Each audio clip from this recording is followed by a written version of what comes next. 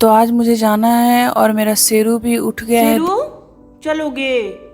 चलो कि सोएगा शेरू मेरा? तो सुबह 5 बजे से उठ करके मैंने सारी तैयारियां कर ली हैं। सब्जी बन रही है, मैंने ऑलरेडी रोटी बना के रख दिया है और मैंने लिट्टी भी छान के रख दिया है।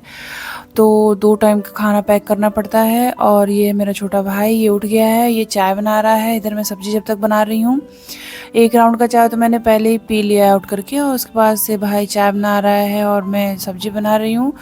और उसके बाद मैंने भाई को रात में बोला था, भाई कल सुबह जल्दी उठ जाना, मुझे बहुत काम रहेगा।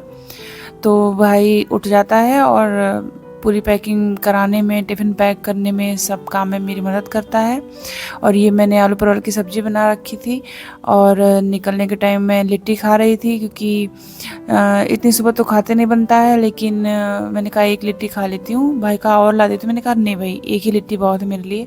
और उसके बाद हम लोग निकल पड़े। निकलते निकलते रास्ते में ओरियन मॉल पड़ा, रेडिशन ब्लू होटल पड़ा।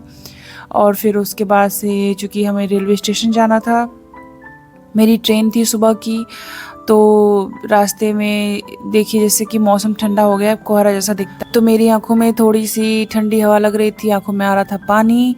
और चलते चलते ऐसे ही हम फाइनली पहुँचे जो है रेलवे स्टेशन। तो गेट नंबर 4 के पास चौराहे पर हमने चाय पी। कहीं भी आना हो या जाना हो, चाय मेरे लिए बहुत इम्पोर्टेंट लगता है।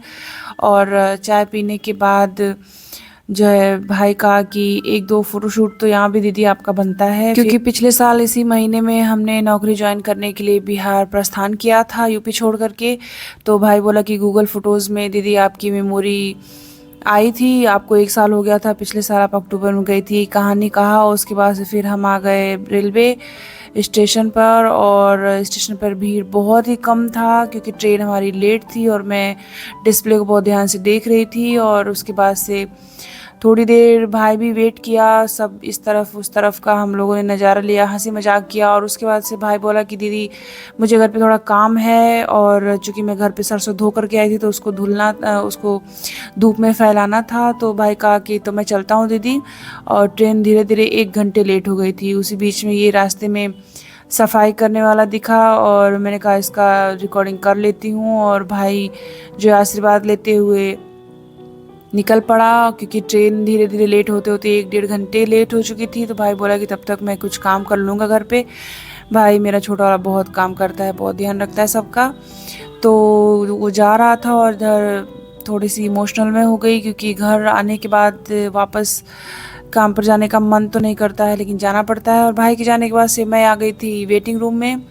यहाँ पर जो है वॉशरूम और ये है डिस्प्ले, डिस्प्ले पे सब कुछ दिखा रहा था, ट्रेन कौन सी कब आएगी, ये मैं हूँ बैठी हुई हूँ। और फाइनली वेट करते करते आ गई मेरी ट्रेन। और ट्रेन बहुत इंतज़ार के बाद आई थी, तो थोड़ी बहुत तो भीड़ अब हो चुकी थी, क्योंकि कुछ ट्रेन और भी इस टाइमिंग पर आने जाने वाली थी। और फाइनली जब ट्रेन रुकी तो हम चढ़े, तो मेरी सीट पे कोई और बैठ रखा था, वो बोला कि मैं देवरिया उतरूँगा। तो मैंने कहा चलो तब तक हम दूसरी सीट पे बैठ के नज़ारा ले लेते हैं, और नज़ारे लेना मुझे बहुत पसंद है। वैसे ये बच्चे बहुत ही क्यूट थे। फिर वेट करते करते आया सिवान जंक्शन। उसके बाद से मुझे लगी थी भूख, मैंने बनाया था जो खाना वो खाया। और टीटी अंकल आ गए थे, उन्होंने सबका टिकट चेक किया।